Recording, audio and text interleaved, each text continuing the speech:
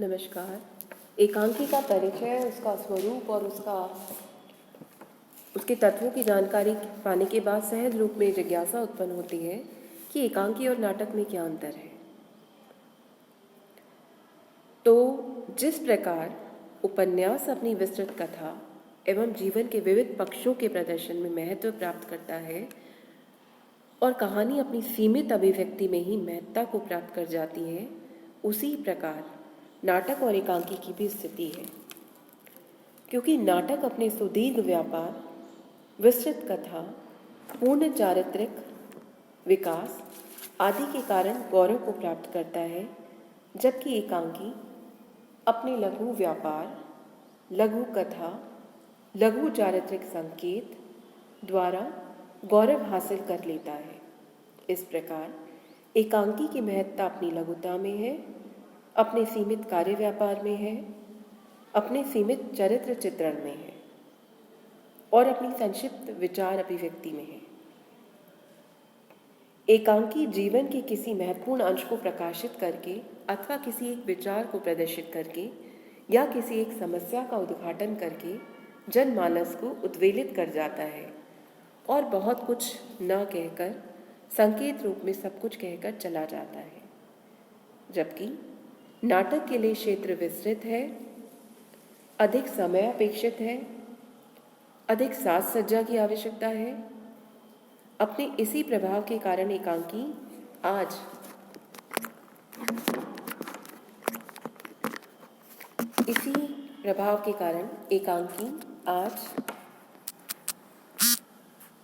नाटक की अपेक्षा अधिक लोकप्रिय है। आज के भागदौड़ से भरे जीवन में अधिक लोकप्रिय है और लोगों में अधिक आकर्षण रखता है। यही कारण है कि पाठक नाटक की तुलना में एकांकी को अधिक पढ़ते हैं और लेखक भी अधिक एकांकी लिखते हैं।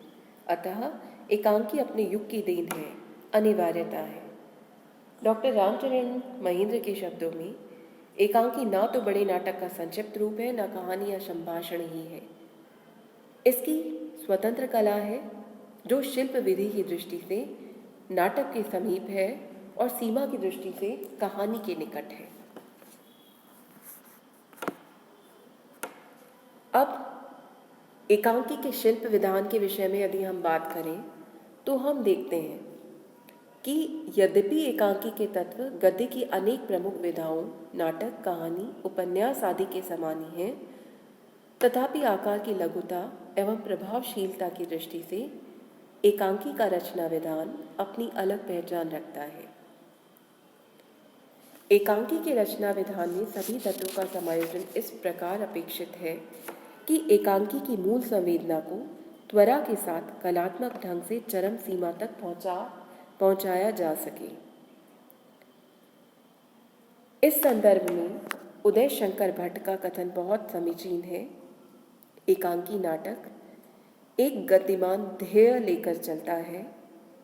वह बाण से चिड़िया की आंख बेधने वाले अर्जुन की तरह एकाग्रता, तन्मयता का ध्येय लेकर चलता है।